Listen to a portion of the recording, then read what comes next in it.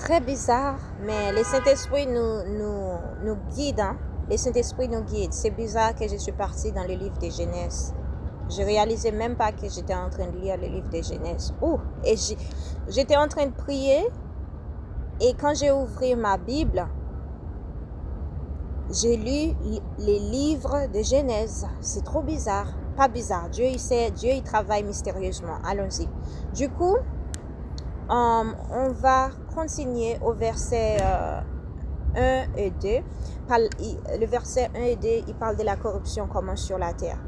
Et beaucoup d'interprétations existent, mais ce passage montre surtout que les limites établies par Dieu ont été brisées. Les hommes ont commencé à vivre selon leurs propres désirs au lieu d'obéir à Dieu.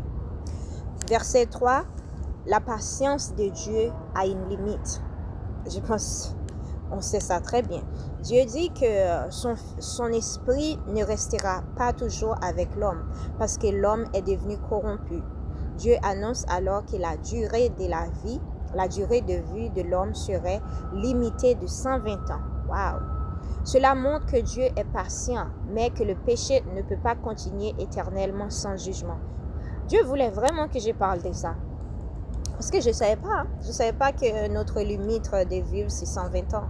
Au verset 4, les géants sur la terre. Ce verset parle des Néphilim, souvent traduits comme des géants ou des hommes puissants et célèbres. Cela montre que même si certains hommes étaient puissants ou célèbres, cela ne signifiait pas qu'ils étaient justes devant Dieu.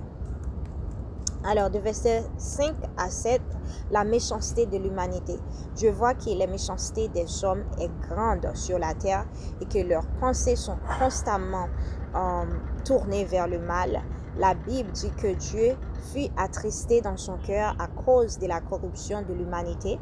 Et c'est ce qu'on est en train de vivre en ce moment. C'est un moment très important. Dieu a décidé de juger la terre parce que le péché est devenu extrême. Et franchement, qu'il le fasse toujours. Hein? Du coup, au verset 8 à 10, Noé trouve grâce devant Dieu.